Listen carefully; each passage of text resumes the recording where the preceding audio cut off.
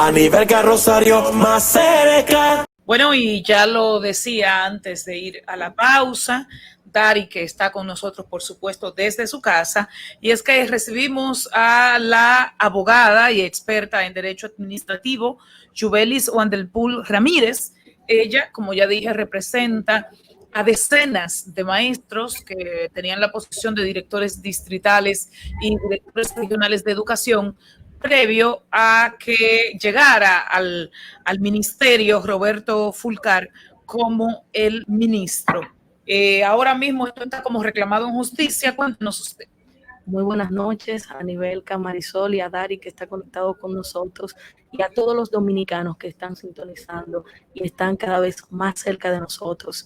Tal y como es indicado a nivel Marisol, de lo que se trata es que estos ciudadanos en el 2017-2018 confiaron en la administración pública y participaron, entre otros cientos de servidores públicos de educación, de un proceso competitivo que fue instruido en virtud de la Ordenanza 24-2017, en cuyo sentido los mismos firmaron un acuerdo que contemplaba la estabilidad en sus empleos como directores regionales algunos y directores distritales, la mayoría, durante 4 años a partir de la evaluación que se realizaría después de los primeros 12 meses. A la fecha, cuando el nuevo gobierno tomó posesión desde el inicio, el ministro Fulcar estuvo en varios medios de comunicación estableciendo que tradicionalmente existía la costumbre de que este tipo de autoridades en materia de educación era designado con el dedo, de manera que se pretendió desde el inicio desconocer los avances que experimentó la administración pública y sobre todo la institucionalización que experimentó la carrera docente en la República Dominicana, lo cual fue reconocido por toda la sociedad e instituciones de gran peso de la República Dominicana. En virtud de todo esto, el ministerio se destapa en septiembre y a finales, el 28 de septiembre específicamente, y les notifica a estos directores una ordenanza, la conocida como Ordenanza 01-2020, mediante la cual el Consejo Nacional de Educación ha decidido desconocer todas las facultades de las cuales ellos tienen el derecho en virtud de ese proceso. Dari, ¿bajo cuáles considerandos están establecidos en esa ordenanza que tuvo a bien evacuar el ministro de Educación? Es decir, ¿cuáles consideraciones legales él tuvo a su bien para tomar la determinación de sustituir a esos directores? El ministro establece que la ley 6397 le faculta para designar a esas autoridades. Bien sabemos que la sociedad evoluciona y la administración pública va creando los instrumentos para viabilizar primero la convivencia en la sociedad, pero sobre todo centrar la administración pública en la persona, tal y como ha establecido la ley 107.13, la Constitución del 2015, y es lo que da luz este proceso competitivo, que no fue un invento como se ha establecido de algún partido político. El pacto educativo que se suscribió en el año 2014, del cual son suscribientes, además de autoridades que eran las de turno en ese momento, participó el hoy presidente, licenciado Luis Abinader Corona, participó doña Milagros Ortiz Bosch, quienes suscribieron ese pacto, y en el mismo se establecía ya, se sentaron las bases para que la carrera docente y los docentes fueran seleccionados en base al mérito, la profesionalización, de manera que le diera esa estabilidad a la educación, porque esto no está en juego única y exclusivamente el derecho de esos servidores públicos que son de carrera administrativa docente, como bien se ha establecido. Es la educación dominicana. De repente ya no se va a necesitar la profesionalización para usted llegar a este cargo, y se pone en juego, además de la institucionalidad, la calidad de la educación en la República Dominicana. ¿Cuántos usted está representando en los tribunales? Y creo que usted mencionó antes de iniciar el programa que hoy fue desarrollada una audiencia y que fue bastante atropellante, larga, extensa. Cuéntenos un poquito de eso. Bueno, venimos de audiencia. Estuvimos varias horas. Creo que usted tiene todavía estamos de tribunal todavía. Me gustaría verle el rostro a la abogada. De modo que ciertamente en el día de hoy se conocían 2 procesos vinculados a estas acciones que estamos solicitando al tribunal en primer orden, que una solicitud de medida cautelar que tenga bien suspender los efectos tanto de esa ordenanza 01-2020 como todas las órdenes departamentales que ha estado emitiendo el Ministerio de Educación, donde pasa a estos servidores públicos que adquirieron esta posición en virtud del concurso como directores regionales distritales, y hoy el ministerio los quiere designar como asesores. Primero, una figura que no está contemplada. Usted habla de designar, o sea, eso no se ha hecho. Ya se emitieron órdenes. Ya están designados a través de la resolución. Se han venido ejecutando muchísimas acciones. No, digo lo de asesores. Asesores. Sí, ya están designados. Ya de hecho se designaron nuevas autoridades porque el curso del proceso no se puede detener salvo que el tribunal tome las medidas cautelares, que es lo que nosotros estamos procurando. Sin embargo, algunos alegan que, bueno, que el concurso, que es lo que se supone le genera el derecho a ser un servidor público con la garantía de manera estable, que ese concurso estuvo muy viciado y que entonces algo viciado no pare legalidad. Entonces, ¿cómo es que si estuvo lleno y en algún momento la ADP lo cuestionó y demás, que estos servidores públicos se alegan con la suficiente fortaleza para mantenerse en el puesto? Y a eso yo le sumo que, bueno, si no me quieren ahí, ¿qué voy a hacer? Mira, Nivelka, lo de vicio y nulidad necesariamente debe determinarlo un tribunal. Y en su momento, en el 2018, el tribunal falló sobre los pedimentos que estaba haciendo la ADP e incluso estableció que el proceso que se había instituido mediante la ordenanza 24-2017 constituía un avance para la calidad de la educación. Esto tiene precedentes ya. Y hay otra cosa importante, los actos administrativos, y en este caso la orden departamental, la ordenanza de referencia 24-2017, para declarar los nulos o lesivos, necesariamente tiene que pronunciarse el tribunal y no ha ocurrido. Por el contrario, para usted determinar mediante un instrumento legal, es decir, una ordenanza, desconocer esos derechos, usted tiene que acudir al tribunal para desconocer primero los que estaban establecidos en esa ordenanza, y el tribunal ha violentado el Ministerio y el Consejo Nacional de Educación ha violentado todos estos pasos, desconociendo que esos ciudadanos que no tienen la culpa del cambio que ha vivido la administración pública en términos de quienes la gestionan, están ahora mismo ante una situación de ilegalidad que ha sido producida por una arbitrariedad de quien hoy dirige Licenciada. la educación, y en ese sentido el Consejo Nacional de Educación, que es el mismo que emitió la ordenanza 24-2017 y que hoy emite otra que pretende desconocer las cuestiones. De lo que se trata es que la administración no puede retroceder en sus pasos. Dari. Licenciada, primero ver cuál sería la próxima etapa del proceso y a cuáles instancias tendríamos que agotar. Es decir, cuáles otras instancias se tendrían que agotar partiendo de que el Tribunal Superior Administrativo en este momento toma una decisión. ¿Qué otra instancia quedaría para conocer el proceso? En el día de hoy se estuvo conociendo el proceso que tiene vinculación a la solicitud de medida cautelar para que se suspendan los efectos de la ordenanza 01-2020, y los abogados del Ministerio, del Consejo y del doctor Roberto Fulcal solicitaron plazo para poder presentar una defensa. El tribunal nos fijó audiencia para el 10 de noviembre y estaremos conociendo, pero además de esta solicitud de medida cautelar, a la cual le pido a toda la sociedad que esté muy atenta a los pasos que vamos dando, pero sobre todo se entienda que aquí estos servidores públicos no se están moviendo por un tema económico, y eso se pretendía al inicio, dejándole un salario. Se están moviendo por derechos y facultades que fueron atribuidas por la misma administración pública. En ese sentido, nosotros, además de esta solicitud de medida cautelar, estamos en virtud de un recurso de contencioso administrativo, estamos solicitando la nulidad y la lesividad de la ordenanza 01-2020, instancia que ya está depositada en el tribunal y que se estaría conociendo de manera simultánea o posterior a los resultados que den esta solicitud de medida cautelar que se está conociendo. ¿Cuáles abogados representan al Ministerio de Educación? ¿Quiénes son los abogados? nosotros en el día de hoy presenciamos la participación del señor Ángel Lockward, que es abogado del ministro, entre otros de apellido Roldán, que representan a las otras partes que están involucradas en el proceso.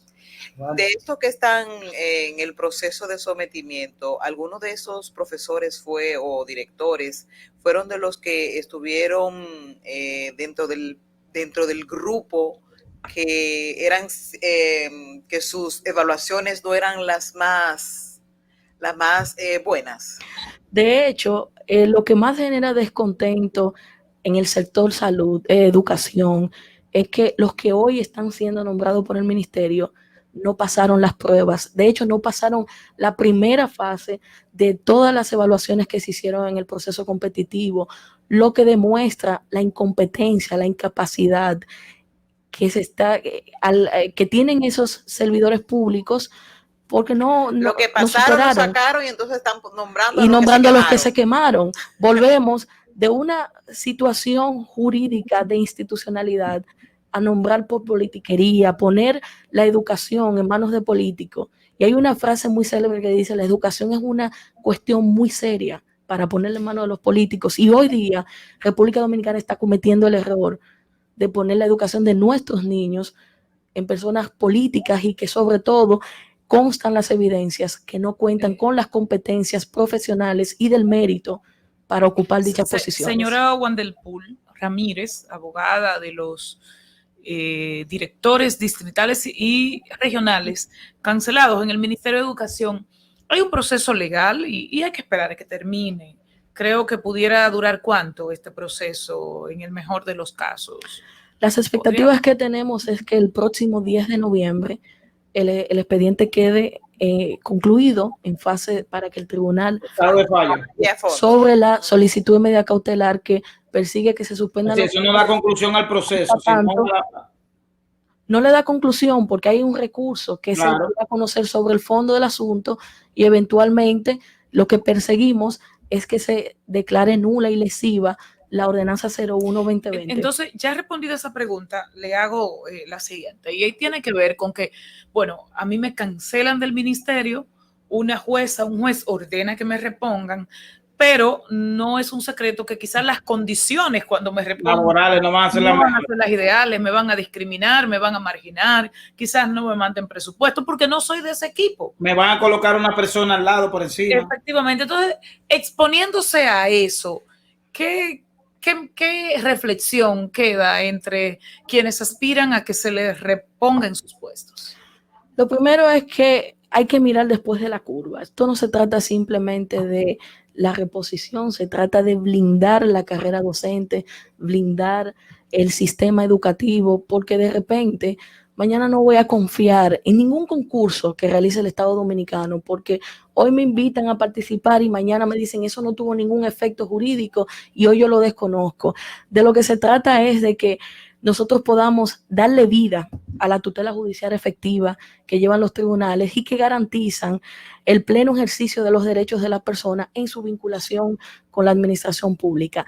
Las acciones que ha llevado el Consejo Nacional de Educación y el Ministerio, en la persona de su ministro, doctor Roberto Fulcar, violentan más de 15 principios establecidos en la ley 107.13, el principio de juridicidad, el principio de confianza legítima, pero sobre todo significa un retroceso en la administración pública, en el sector educación, de una situación jurídica que en su momento, 2017 y 2018, se reconoció que se trató de un proceso robusto, transparente y competitivo, que parió derechos y facultades que tienen hoy esos servidores públicos y se les quiere arrebatar por una decisión arbitraria de un ser humano. La ultiminga, Dari.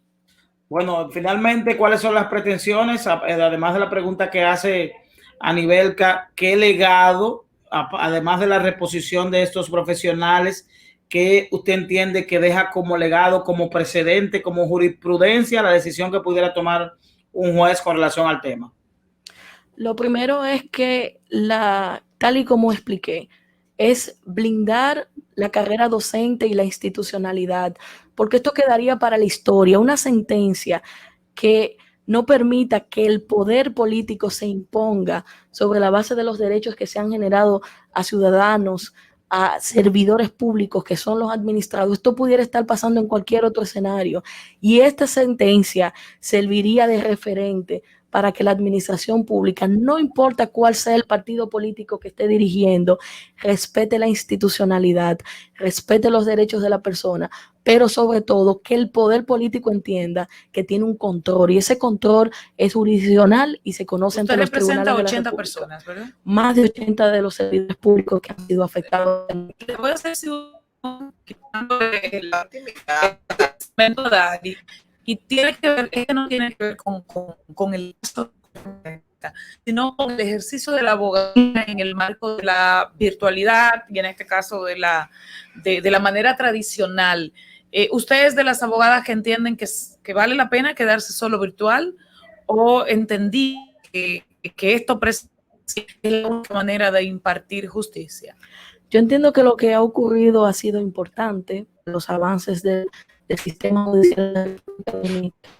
Entiendo que como todo en la vida, requiere de una transición, de una socialización, y todos los involucrados nos van adaptando, lo que implica que se vayan celebrando audiencias de manera mixtas. Todo el que se siente en las condiciones de conocer sus audiencias virtuales y esto no afecta sus intereses, que las tenga. Y es como ha establecido el Tribunal Superior Administrativo en la última sentencia vinculada a este caso sobre la virtualidad. Es un tema de que probablemente muchos letrados no tengan las facultades para manejar el tema de la virtualidad y esto amerita. Y no es una gran debilidad esa, o sea, hablar de que un abogado, ¿verdad? Con su toga, pero recuerda que hay muchos de instancias y demás. Los hay. No podría manejar una virtualidad que hoy día es bien básica, o sea, hoy día es... Como en todas las profesiones hay unos que están más avanzados que otros, unos se quedan rezagados en la tradicionalidad. Incluso entonces, por la edad, porque hay mucha gente de avanzada edad que ejerce. Esto implica que se haga sea afable la transición, porque creo que allá debemos conducirnos. Todo apunta a que no solo el sector o solo el Poder Judicial tenga que conocer audiencias virtuales. Miren la misma situación que estamos viviendo con educación inicial, superior, que se ha tenido que abocar para que no se detenga.